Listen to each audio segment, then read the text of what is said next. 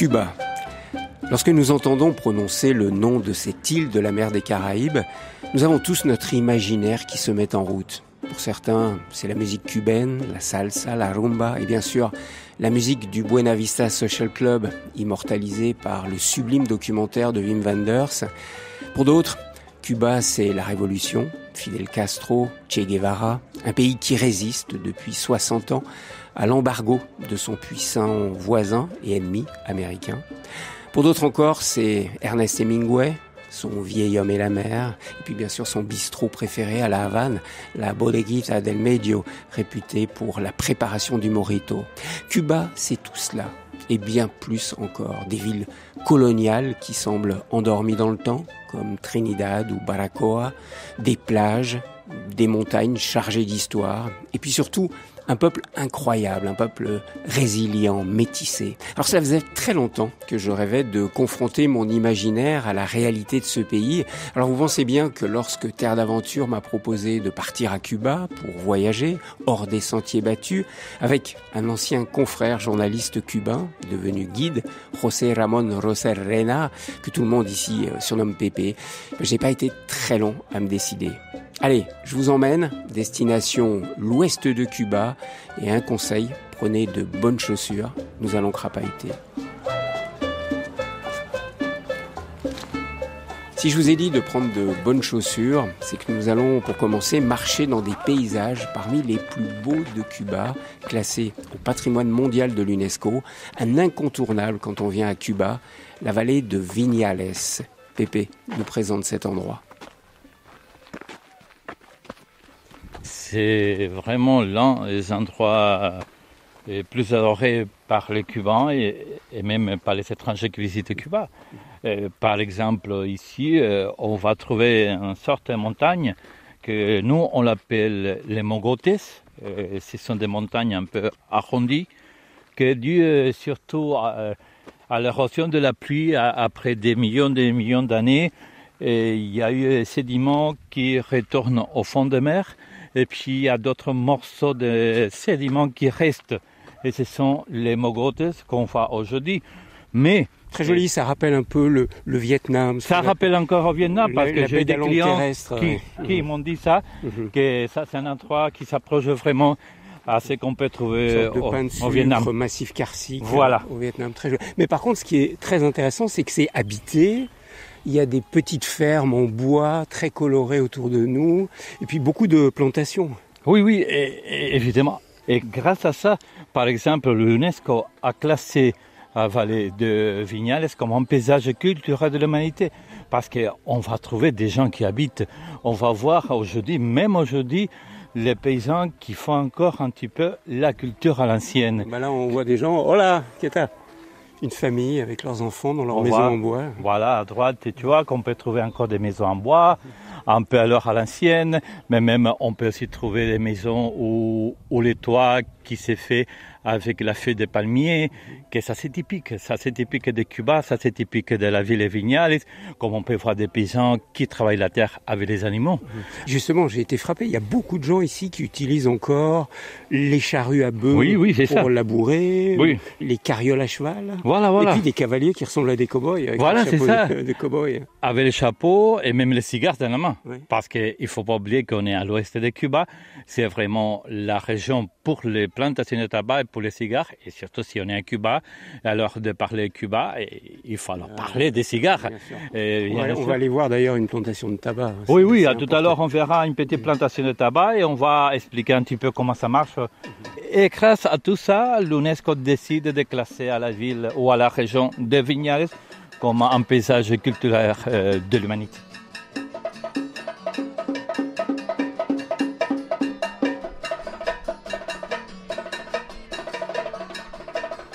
On voit beaucoup de gens à cheval, on vient de le dire. Est-ce que c'est aussi à cause de l'embargo et que le fait qu'il y a peu de pétrole, qu'il y a peu de tracteurs? Est-ce que ça a toujours été comme ça? Mais écoute, l'histoire aussi de voir des paysans qui travaillent la terre avec des animaux, on peut dire évidemment, c'est dû au problème économique parce qu'il n'y a pas assez de tracteurs ici à Cuba Et puis les paysans, c'était une histoire surtout après la chute du mur de Berlin, parce que Cuba, à ce moment-là, dans les années 90, avait perdu 83% du marché pour importer et exporter. C'est-à-dire que les paysans, ils ont dû prendre évidemment les animaux pour travailler la terre. Mais parce qu'il n'y avait plus de pièces de rechange pour les tracteurs. Voilà. On a tout perdu, parce qu'avant, il n'y avait que des tracteurs russes. Et après, on a tout perdu. Aujourd'hui, il y en a un petit peu de tracteurs, et surtout achetés en Chine. Il n'y a pas beaucoup vraiment. Et puis, il y a beaucoup de paysans qui vont continuer à travailler la terre comme ça, avec les animaux. Mais il y a ici une histoire intéressante, c'était que les paysans, par exemple, c'est vrai que c'est dur le travail avec les animaux, mais aujourd'hui, pour la terre, les paysans, ils vont utiliser des composts naturels, des produits agricoles vraiment naturels. Avant, c'était plutôt des produits chimiques, c'était les Russes qui nous envoyaient ça. Mais après, et ça, je le trouve très, très bien. C'est-à-dire qu'il y a beaucoup de produits qu'on mange à Cuba, des produits bio. C'est pour ça qu'on dit qu'aujourd'hui, l'agriculture cubaine, elle est quasiment bio. Voilà, c'est ça. Pratiquement, totalement bio, quoi. C'est ça. Donc, c'est le côté, je le mets entre guillemets, c'est le côté positif de l'embargo. Voilà. Moi, je le dis aussi, c'est le côté positif.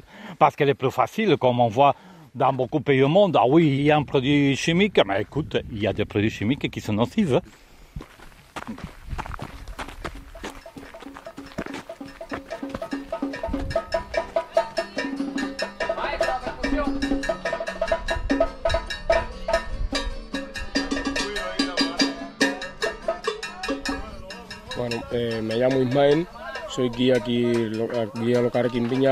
Je m'appelle Ismaël. Je suis originaire de Viñales et en plus d'être paysan, je suis guide. Ici, ce que nous cultivons le plus, c'est le riz, les haricots rouges, le manioc, les topinambours, le maïs et les patates douces. Mais pour notre consommation personnelle, le plus important c'est le riz, les haricots rouges et le manioc. Et puis bien sûr, nous plantons le tabac. Viñales, c'est très connu, c'est classé au patrimoine mondial de l'UNESCO, donc ça attire des touristes cubains, mais aussi beaucoup de touristes étrangers. Qu'est-ce que ça a changé dans la vie de la population locale ?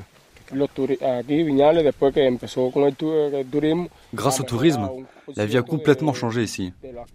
Il y a une amélioration des logements avec les chambres d'hôtes. Il y a eu également une amélioration sociale.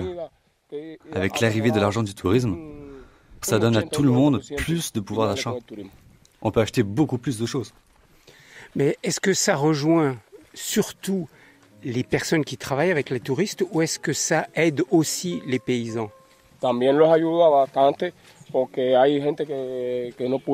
Oui, ça aide tout le monde. Même les paysans en bénéficient. Ça ne profite pas qu'aux dirigeants ou aux fonctionnaires. Tout le monde en bénéficie.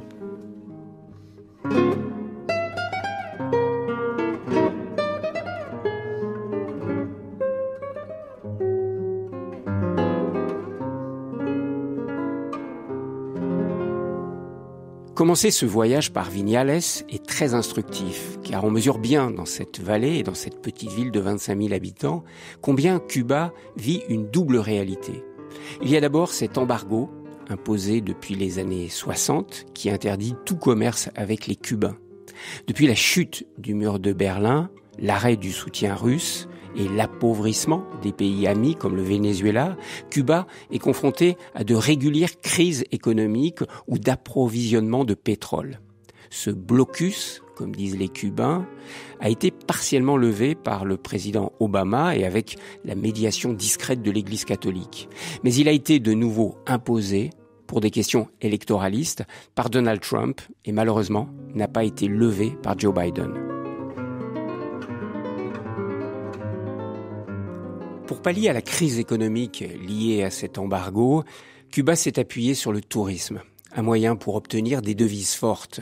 De 340 000 touristes en 1990, on comptait 4,7 millions de touristes en 2018.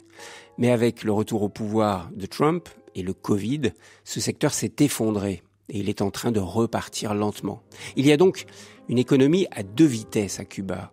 Ceux qui vivent en pesos, la monnaie cubaine, c'est-à-dire les salariés, les fonctionnaires, et ceux qui profitent des monnaies fortes, comme on dit à Cuba, les euros, les dollars canadiens ou américains. Il y a ceux qui travaille avec les touristes en ouvrant des casas particulares, des sortes de chambres d'hôtes ou des restaurants privés, en obtenant bien sûr l'autorisation du gouvernement et en payant des taxes. Le tourisme joue donc un rôle très important dans l'économie cubaine. Oye, tengo dos cartas. Ah, para que lo sepa. No, le puedo virar esto, si tú no lo llevas. Ah.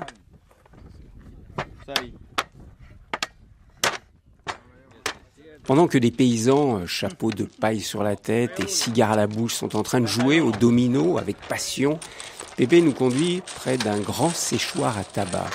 Car Viñales est aussi célèbre pour la qualité de son tabac que l'on utilise pour les célèbres cigares cubains.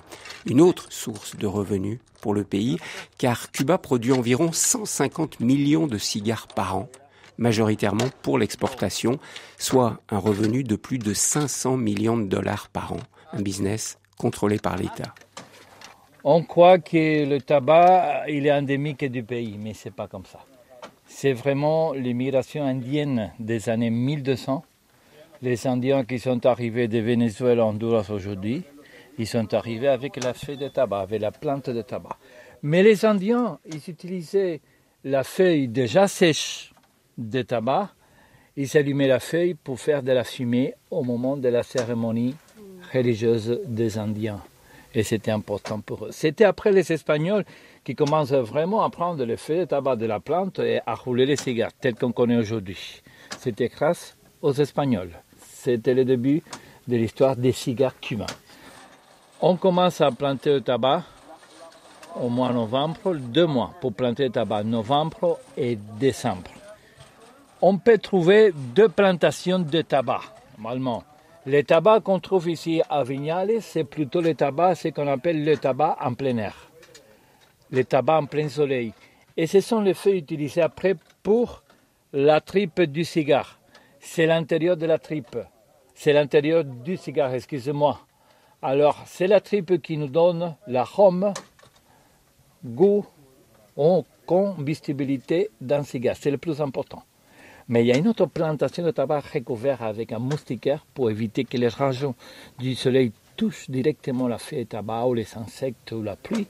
Et c'est la feuille utilisée après pour la cape extérieure du cigare, qui n'a rien à voir avec la tripe. La cape extérieure d'un cigare, c'est la beauté d'un cigare, que c'est important aussi. Alors, les 2 plantations de tabac sont là, en plein air et recouvertes, comme ça. Une plante de tabac peut atteindre 1,50 m, 1,60 m à peu près. Mais la plante elle-même, elle porte de différentes feuilles. Par exemple, les feuilles inférieures, c'est un goût plus léger. Les feuilles moyennes, c'est un goût plus équilibré. Et les feuilles supérieures, ce sont les feuilles qui sont plus près du soleil, c'est un goût plus puissant. Si jamais un jour quelqu'un va rouler un cigare en utilisant que les feuilles supérieures, c'est un cigare impossible à fumer. C'est pourquoi que tous les cigares, au moins les cigares professionnels, les cigares de marque, comme Romeo et Juliette, Cohiba, Montecristo, Partagas, chaque marque de cigares à Cuba porte son secret de mélange. Et c'est tout le temps un secret de mélange. Ici, on est chez les paysans, il a un secret de mélange pour lui, pour les cigares artisanaux. Okay? Mais les autres marques, les marques connues, portent tout le temps son secret de mélange qu'il faut respecter. Il faut respecter. S'il y a un grand amateur qui fume tout le temps la marque Romeo et Juliette, si jamais un jour on change le mélange à l'intérieur, on va se rendre compte.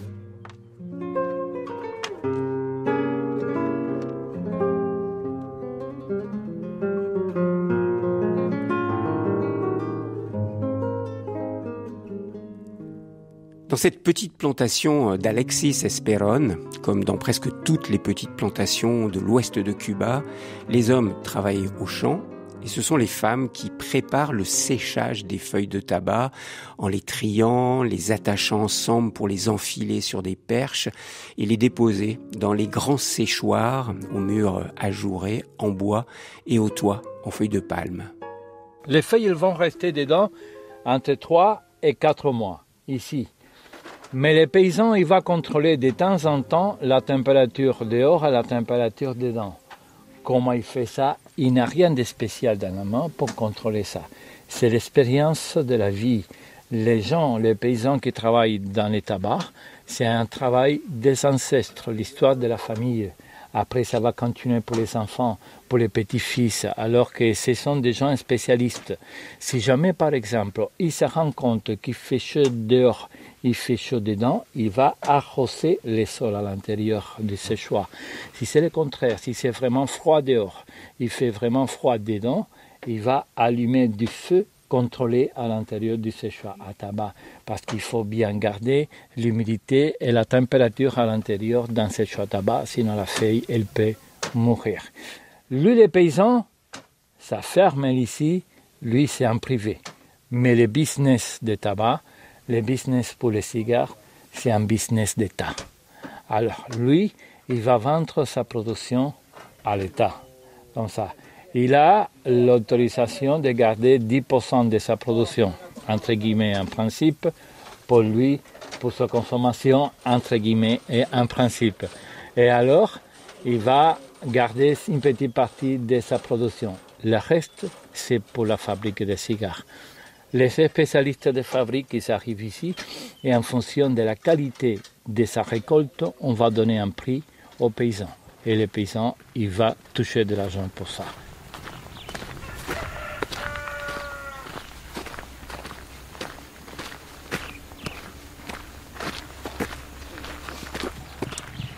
Pépé, on passe devant une école primaire. Il y a une statue d'un homme qui est là, devant cette école. Je l'ai vu déjà à plusieurs reprises devant des écoles. Qui est-ce? C'est la statue de José Martí, c'est l'héros national de Cuba. Mais je peux te dire une chose, dans toutes les écoles primaires à Cuba, à l'entrée de l'école, il y a toujours une statue de José Martí. Grand poète et homme de l'indépendance. Et puis lié à la Deuxième Guerre contre l'Espagne, parce que c'était lui qui l'avait commencé. Et je peux te dire une autre chose, parce qu'on voit aussi à la fois une petite photo de Fidel Castro. Il y a des gens, surtout dans le monde entier, qu'on croit qu'ici on va trouver ces statues de Castro partout. Et c'est pas comme ça. Et il avait demandé, par exemple, après sa mort, de ne pas faire de ces statues à Cuba, de lui. Donc il n'y a pas de statue de Fidel Castro à Cuba? Non. Il n'y a pas le culte de la personnalité de Fidel Castro? Il voulait éviter ça. Il voulait éviter le culte à sa personnalité. Il l'a demandé explicitement? Il a demandé à son frère Raúl Castro de faire ça, de ne pas installer ici de ces statues de lui, ni de nommer un aéroport ou les écoles avec son nom et son prénom. On a laissé un petit peu les artistes libres. Si un peintre voulait faire un tableau de lui, on pouvait le faire. Un écrivain voulait écrire quelque chose sur lui, c'était possible. Mais officiellement, de ces statues, il n'y a rien ici. D'accord. Donc il n'y a pas d'avenue Fidel Castro dans toutes les villes? Il n'y en a pas? Non, il n'y en a pas ici. Occidental. ¿Pero qué parte es esta aquí en Pinar del Río? ¿Es en esta misma zona? Viñales, colindando con Viñales, toda esa zona. Y estos serían vegas de tabaco, aquí hay boniato sembrado. Bueno, me llamo Miguel Antonio Remedios Suárez. Bien, je m'appelle Miguel Antonio Remedios. Je suis né dans cette partie de l'île de Cuba que l'on appelle la province de Pinar del Río, et à San Andrés exactement. C'est un lieu où prédomine la montagne. Toute ma famille est de cette région. C'est ici que j'ai été créé et que je crée. Vous faites des paysages qui sont très inspirés par les montagnes particulières de cette région. En quoi cela vous inspire? En quoi vous aimez particulièrement ces paysages? Mi gran inspiración para pintar este tipo de paisajes. Ma source d'inspiration pour peindre ces paysages, c'est la montagne, le fleuve, les arbres. J'ai été créé au cœur de cette montagne. Et je fais aussi un travail très particulier dans un style surréaliste. Je représente des spirales. C'est la force de l'ouragan. Mais je m'inspire aussi de sujets sociaux et politiques. J'ai beaucoup de mes œuvres dans différents pays dans le monde car le gouvernement cubain m'achète des œuvres pour les offrir à des dirigeants d'autres pays qui viennent visiter Cuba.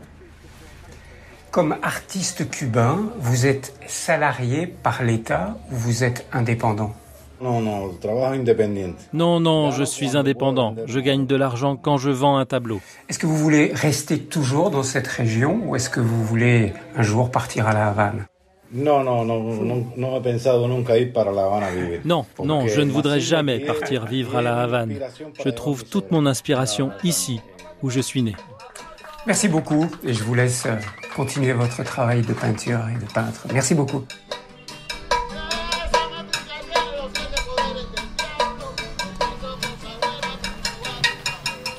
Pépé, en marchant dans cette vallée de Vignales, on voit pas mal d'arbres qui sont couchés, comme celui-ci là à notre gauche, des maisons qui ont été abîmées. C'est l'ouragan de 2022 qui est passé par là? Oui, alors c'est ça, c'était dur pour les habitants d'ici. C'était au mois d'octobre de l'année 2022. Imagine-toi que c'était un ouragan force 4 et maximum c'est force 5, alors que c'était terrible. Il y a eu beaucoup de séchage à tabac, que c'est une source importante pour les paysans qui habitent ici, qui sont tombés par terre. Et toutes les plantations, évidemment, on a tout perdu ici. Des plantations de topinambour, de maïs, de haricots. C'était dur. Et même les habitants d'ici, ils sont passés presque un mois sans électricité ici. Parce que les fils électriques par terre, il n'y avait pas l'électricité pour faire la cuisine à la maison. Alors que c'était très dur. Heureusement aujourd'hui que petit à petit, les gens ils commencent à refaire les séchages à tabac. On voit des cultures maintenant, mais alors c'était dur au mois d'octobre de l'année 2022. Et c'est fréquent qu'il y ait des ouragans qui touchent Cuba? Et c'est pas fréquent, mais par exemple la saison officielle pour les ouragans, c'est le 1er juin jusqu'à le 30 novembre. Normalement, c'est la saison des ouragans, mais heureusement, c'est pas tout le temps Cuba. Il y a des ouragans qui touchent les autres îles, il y a des ouragans qui partent vers les États-Unis, surtout la Floride, mais à Cuba, heureusement, c'est pas tout le temps.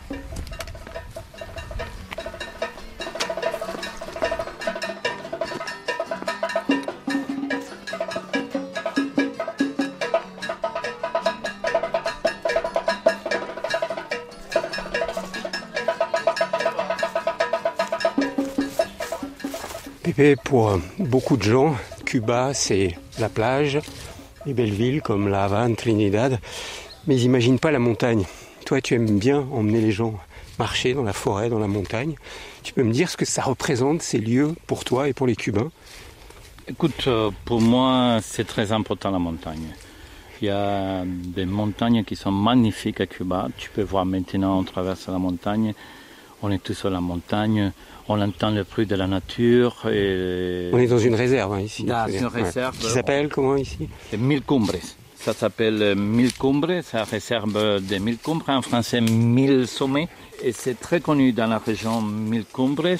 Et puis on peut apprendre des choses intéressantes. Aujourd'hui par exemple, on a vu comme il y a des plantes qui servent à la médecine naturelle et que même il y a des paysans qui en profitent aujourd'hui. On est vraiment un paysan qui habite au milieu de la montagne, un peu isolé de la ville. Au lieu d'aller voir un médecin, que c'est possible, il va utiliser la médecine naturelle. Les paysans de cette région, ils sont très en lien avec cette montagne, parce qu'ils sont cultivateurs et éleveurs pour la plupart. Mais ils vont dans la forêt, ils apprennent toujours de la forêt, ils connaissent les plantes. Bien sûr, tous les paysans connaissent les plantes, ils adorent la montagne. Ils partent en montagne.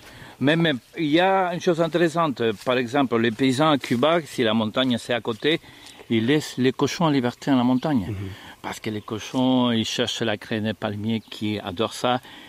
Et si la viande de cochon, la viande de porc par exemple, elle est bonne à Cuba, c'est grâce à ça. Parce que les cochons, ils sont en liberté. C'est pas élevage industriel, tout le contraire à ça. Et ça, c'est très bien. Ouais, c'est comme en Corse, quoi. Voilà, comme en Corse. Voilà, c'est ça.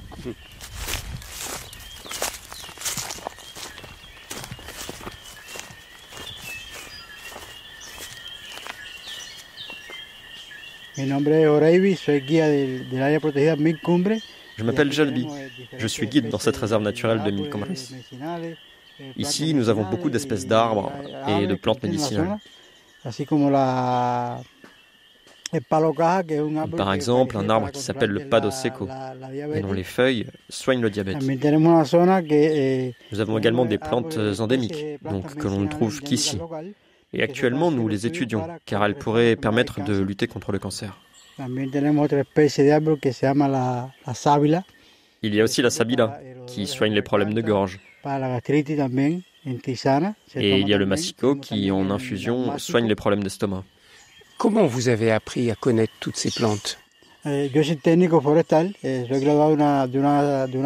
fait des études dans une école technique pour apprendre à reconnaître les plantes médicinales, les plantes aromatiques et les plantes toxiques.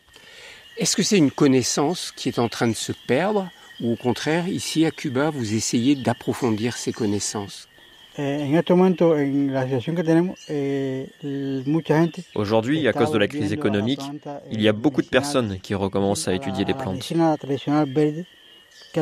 pour trouver d'autres solutions au manque de médicaments. Le médecin de votre village, par exemple, il s'intéresse à ces plantes médicinales? Oui.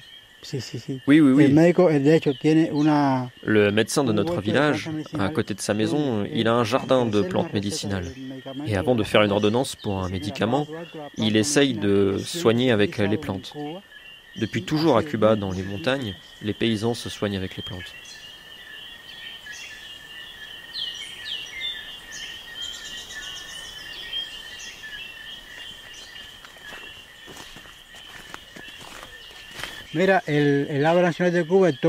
Regardez, ici il y a un tocororo, l'oiseau emblème de Cuba. Comme notre drapeau, il a 3 couleurs, le rouge, le blanc et le bleu. Il y a beaucoup d'oiseaux ici dans ce parc? Oui, on a beaucoup d'oiseaux endémiques de Cuba, le tocororo, mais aussi des pivers. Nous avons 2 espèces de pivers. Comme il y a aussi des oiseaux migratoires. Parce que quand il fait froid aux États-Unis, au Canada, janvier et février, il y a des oiseaux qui émigrent vers les Caraïbes, vers Cuba, et ils restent ici 2 ou 3 mois. Ils n'ont pas de problème de visa. Ils n'ont pas de problème de visa, c'est libre pour eux, voilà. Alors il y a un autre emblème de Cuba, alors il y a l'oiseau, mais il y a aussi l'arbre, il y a un arbre. La palma real. Le palmier royal, dont on utilise tous les éléments, tantôt comme médicaments, comme alimentation pour les animaux ou pour construire des maisons. La racine du palmier, on l'utilise pour guérir les calculs rénaux. Le tronc de l'arbre, c'est pour la construction des maisons. Les palmes sont utilisées pour faire les toits des maisons ou les toits des séchoirs à tabac. Et une autre partie de la branche permet de faire des emballages. Merci beaucoup. C'est un plaisir de découvrir le parc avec vous. Hein. Merci. No problème.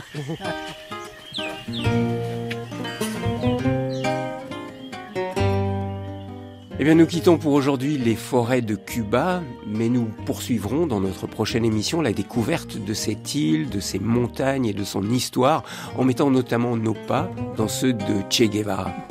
À très vite.